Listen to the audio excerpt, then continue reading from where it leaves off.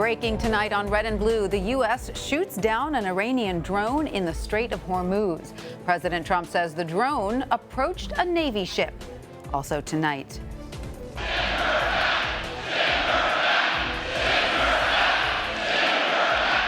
Mr. Trump says he tried to stop the chants targeting a Democratic congresswoman, but the video appears to contradict him. And no bail for Jeffrey Epstein. The financier will stay in jail until the trial in his sex crime case. Hi, everyone. I'm Tanya Rivero. President Trump says he was disappointed with his supporters for chanting "Send her back" at his rally last night.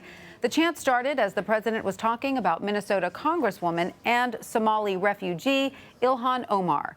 Here's what the president said today when asked why he didn't tell the crowd to stop. Well, number one, I think I did. I started speaking very quickly. It really was a loud, I disagree with it, by the way, but it was quite a chant, and I felt a little bit badly about it. But I will say this, I did, and I started speaking very quickly, but it started up rather fast, as you probably noticed. So you'll tell your supporters never to say that? I would say that. I was not happy with it. I disagree with it, but again, I didn't say that, they did, but I disagree with it. The president there said he thought he did try to stop the chant and started speaking very quickly. The video, however, shows that 13 seconds elapsed between when the chant started and when the president resumed speaking. Take a look for yourself. Omar has a history of launching vicious anti-Semitic screeds.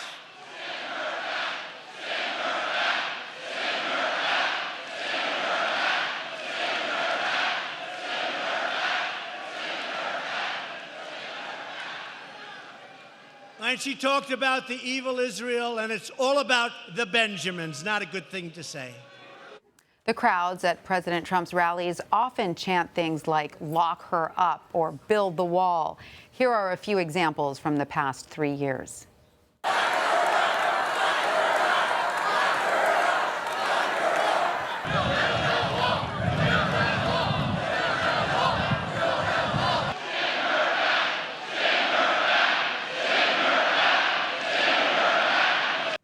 And this is not the first time President Trump has claimed he tried to stop a chant from his supporters. In a 2016 press conference, he said he tried to suppress a "lock her up" chant.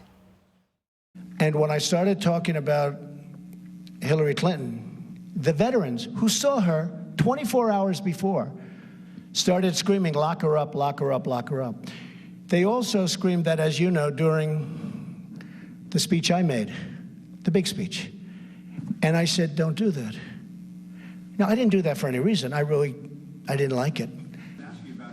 No, I think it's a shame that they said it, but a lot of people would say that should happen. And here are a few polls that shed some context on the current climate.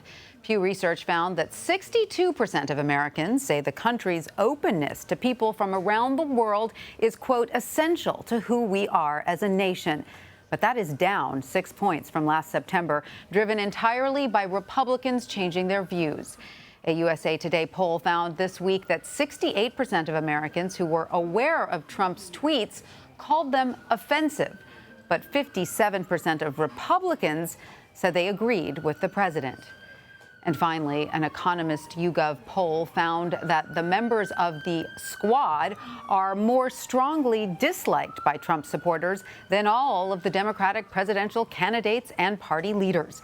The survey found Congresswoman Alexandria Ocasio-Cortez is viewed very unfavorably by 74% of Trump 2016 voters. 65% of that group view Ilhan Omar very unfavorably. And new tonight, our chief Washington correspondent, Major Garrett, reports several people close to President Trump counseled him to leave the impression that he was unhappy with the chants. Those people include the president's eldest daughter, Ivanka Trump, First Lady Melania Trump, Vice President Mike Pence, and Republican National Committee Chair Ronna McDaniel. Major reports President Trump considered the advice in the morning before deciding to back away from the chants publicly later in the day. Here's Congresswoman Omar's reaction to the news. We have said this president is racist. We have condemned his racist remarks. I believe he is fascist because today, even Lindsey Graham defended his comments by saying that if I was wearing a MAGA hat, if there was a Somali person wearing a MAGA hat, they would not be deported. But because I criticized the president, I should be deported. I want to remind people that this is what this president and his supporters have turned our country, that is supposed to be a country where we allow democratic debate and dissent to take place. And so this is not about me, this is about us fighting for what this country truly should be and what it deserves to be.